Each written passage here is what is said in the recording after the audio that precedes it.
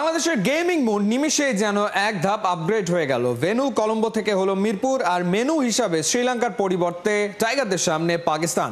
প্রশ্নটা হলো, প্রথমবারের মতো লঙ্কায় সিরিজ জয়ের মোমেন্টাম ধরে রাখতে পারবে কি টাইগাররা? পারলেও সেটা কতটা চ্যালেঞ্জিং হচ্ছে লিটন দাসদের জন্য। বাংলাদেশ যখন কলম্বোয় শ্রীলঙ্কার মাঠে প্রথমবার সিরিজ জয়ের ইতিহাস তৈরি করলো, ভারত মহাসাগরের এই পারে ঢাকার মিরপুর গ্রাউন্ড তখন নিঃসঙ্গ। দিনভর বৃষ্টিতে ঢাকা পড়ে আছে এই মাঠ। এমনিতেও যেন নারীর মন, কখন যে বদলে যায়, কেমন আচরণ শুরু করে কেউ জানে না। তার উপর এমন ঘনঘোর বর্ষার সিজনে হোম অফ ক্রিকেটে পাকিস্তানের বিপক্ষে টি-20 মিশনে নামবে টাইগাররা। আর মাত্র কদিন বাদেই দূর কলম্বোয় বসেও সেটা মনে পড়েছে ক্যাপ্টেন লিটন দাসের। আমি জানি না মিরপুর কেমন হবে এই মুহূর্তে, বিকজ যতক্ষণই আমি জানি ঢাকা সম্বন্ধে প্রতিদিন বৃষ্টি হচ্ছে। সো বৃষ্টি হলে একটা উইকেট কতটা ডিফিকাল্ট হতে পারে অ্যাজ এ ব্যাটিং এর জন্য। সো চেষ্টা করবো আমরা ওখানে ভালো ক্রিকেট খেলার। বাংলাদেশে এসে প্রথমবার 3 ম্যাচের টি-20 সিরিজ খেলবে পাকিস্তান। পকেটে অন্যতম পুঁজি ওদের বিপিএল খেলার অভিজ্ঞতা। এই ফ্র্যাঞ্চাইজি লিগে ওয়ান অফ দ্য টপ পারফর্মারও তারা। এই টেনশনের সাথে যোগ হয়েছে ইতিহাস, সেটা কথা বলছে অতিথি দলের পক্ষেই। মিরপুরের বাইরে পাকিস্তানের সাথে কখনো হোম টি-20 খেলেনি টাইগাররা। তার মধ্যে স্বাগতিক দলটা জিততে পেরেছে মোটে 2 ম্যাচ, বাকি 5টাতেই হার। এই সিরিজে বাংলাদেশ তো তাই আন্ডারডগই। লিটন তো আগেই বলে রেখেছেন, ম্যান ইন গ্রিনদের বিপক্ষে খেলা সহজ হবে না মোটেও। ক্ষেত্র বিশেষে সেটা তো লঙ্কা সিরিজের চেয়েও কঠিন মিশন। ঢাকায় ফখর জামানদের বিপক্ষে শেষ 5টা ম্যাচের পরিসংখ্যানে চোখ বোলালে একটা প্যাটার্ন পাওয়া যায়। শেষ 3 ম্যাচে হোম টিম হেরেছে এবং সেই পরাজয় এসেছে রান ডিফেন্ড করতে গিয়ে। ইমিডিয়েট আগের 2 ম্যাচে জিতেছে বাংলাদেশ, সেখানে পরে ব্যাট করেছে টাইগাররা। তাহলে তো হয়েই গেল।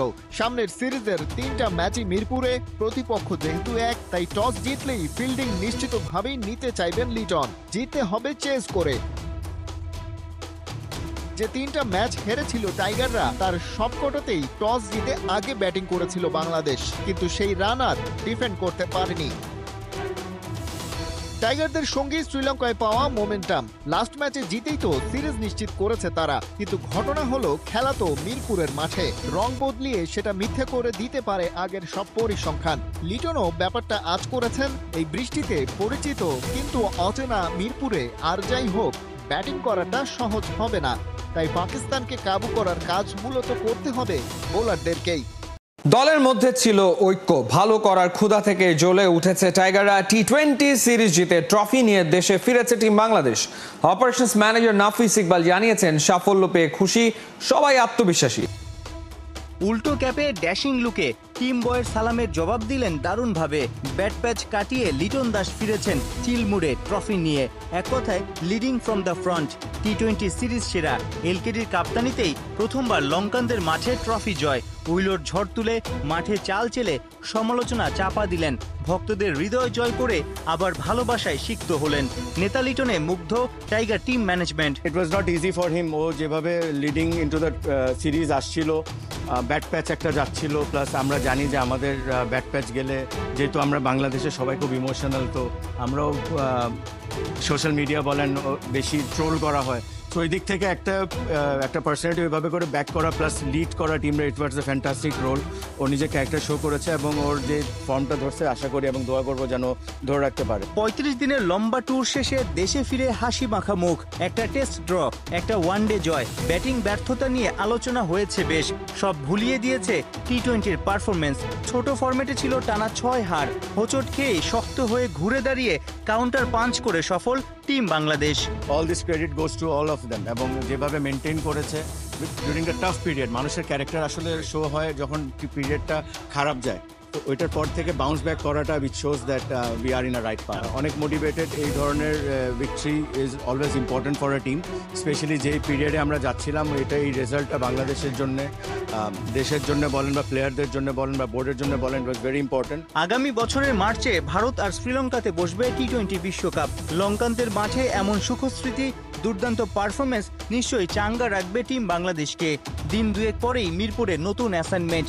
মে মাসে লাহোরে হোয়াইট ওয়াশ হওয়া লিটনরা কি মিরপুরে তেমন তেতো স্বাদ পাকিস্তানিদের দিতে পারবে? সবচেয়ে ইম্পর্টেন্ট হলো যে আমরা যেটা আপনি কিছুক্ষণ আগে বললাম যে আমাদের কনসিস্টেন্ট হওয়াটা খুব দরকার। মানে আমরা এই সিরিজ জিতছি, উই শুড নট বি মানে আমাদের ইমোশনটা অত হাইও যাওয়ার দরকার নেই, it has to be balance. ওই হিসাবেই আমরা এগোচ্ছি, যেভাবে কথাবার্তা আমাদের ওই 30 জনের পরিবার, যেটা আমাদের ফ্যামিলি যেটা আমরা বলি, ওইটার মধ্যে যে আলাপ আলোচনা হয়, আমরা গ্র্যাজুয়ালি কীভাবে ইমপ্রুভ করতে পারবো, এভরিডে কীভাবে ইমপ্রুভ করতে পারবো, প্রত্যেকটা প্র্যাকটিস সেশন থেকে শুরু করে প্রত্যেকটা ম্যাচে। সো এইসব জিনিস নিয়ে আমরা কাজ করছি। কলম্বোয় শেষ ম্যাচে শেখ মেহেদীর স্পিন ভেলকি, চেজিংয়ে দেখা মিলল ফ্ল্যামবয়েন্ট তানজিদ তামিমকে। বাংলার ছোট ফরম্যাটের দলে পারফর্মার বাড়ছে, 22 গজের ধারাবাহিক হলেই ওদের পিঠে লাগবে বড় তারকা tag. He is a fantastic player, not only him, there are lot of great prospects. এটা আমাদের তাদের উপর একটু বিশ্বাস রাখতে হবে এবং we have to support them. It's very important যে এই প্লেয়ারগুলোও যেন একটু স্পটলাইট পায়। স্পটলাইট পাইলেই কিন্তু তারা নিজেকে স্পেশাল মনে করবে এবং দেন we will have a superstar. বিশ্রামের ফুরসত নাই, রবিবার থেকেই মিরপুরে শুরু পাকিস্তানের বিপক্ষে 3 ম্যাচের টি-20 সিরিজ। হুট করে অগাস্টে হতে যাওয়া পূর্ব নির্ধারিত সিরিজ পিছিয়ে দিয়েছে ভারত, তাতে খানিকটা বিপদে বাংলাদেশ। শক্তিশালী প্রতিপক্ষের সাথে খেলতে না পারার ক্ষতি অন্যভাবে পুষিয়ে নিতে পরিকল্পনা শুরু করেছে বিসিবি। আরো আগস্টের 17 থেকে 31 ঢাকা ও চট্টগ্রামে বাংলাদেশের বিপক্ষে 3টি করে ওয়ানডে ও টি-20 খেলার কথা ছিল ভারতের। তবে অজানা এক কারণে পিছিয়ে গেছে হাই ভোল্টেজ সিরিজ।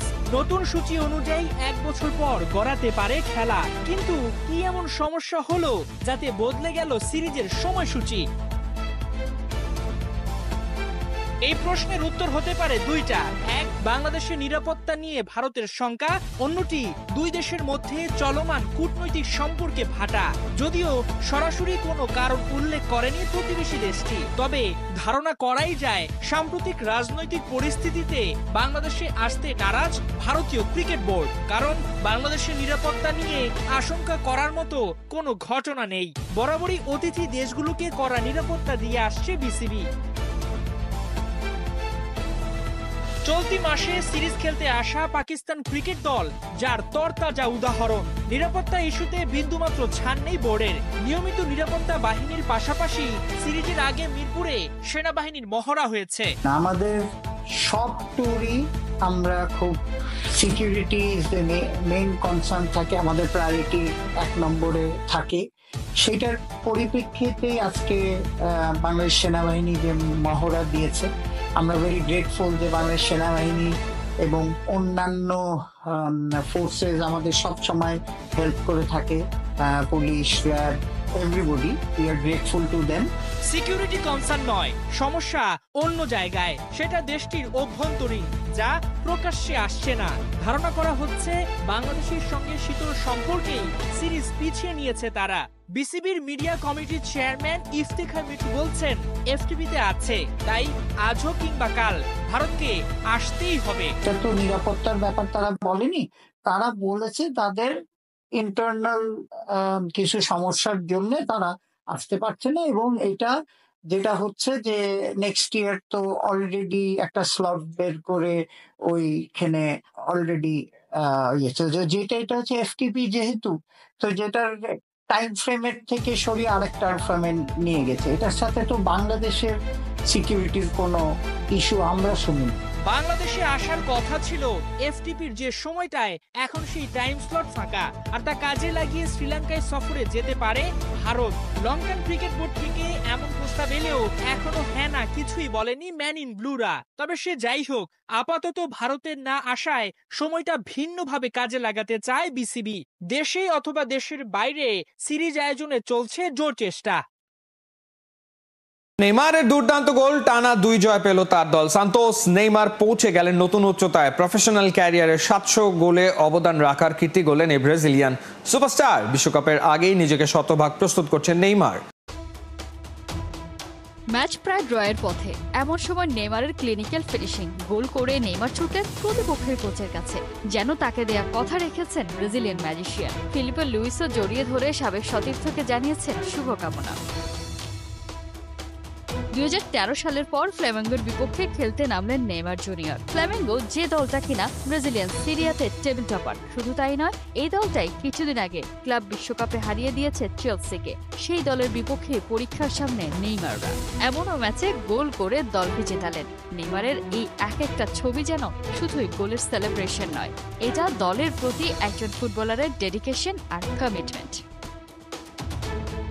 ফ্লেমেঙ্গোর বিপক্ষে শুধুই যে গোল করলেন তা নয়, প্রায় 5 মাস পর পুরো 90 মিনিট খেললেন। বল পাস করেছেন 50 বার, কি পাস দিয়েছেন 3টি, অন টার্গেট শট 2টি, পাস অ্যাকিউরেসি 84%। সব মিলিয়ে এই ম্যাচে নেইমারের রেটিং পয়েন্ট ছিল 7.9।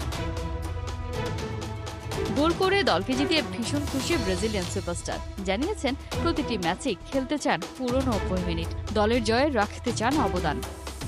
আমি প্রতিটি ম্যাচের 90 মিনিট খেলতে চাই। রক্ষণ ও আক্রমণে দলকে সাহায্য করতে পেরে ভালো লাগছে, তবে এখনো শতভাগ ফিটনেস ফিরে পাইনি, মনে হচ্ছে আরো সময় লাগবে।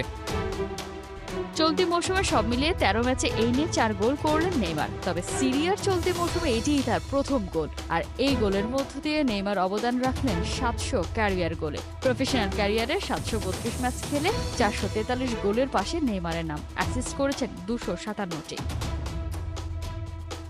এ নিয়ে টানা 2 ম্যাচ জিতে 13 ম্যাচে মোট 14 পয়েন্ট নিয়ে 13 নম্বরে উঠে এলো সান্তোস। নেইমারদের পরের ম্যাচ 20 জুলাই, প্রতিপক্ষ মিরাসল।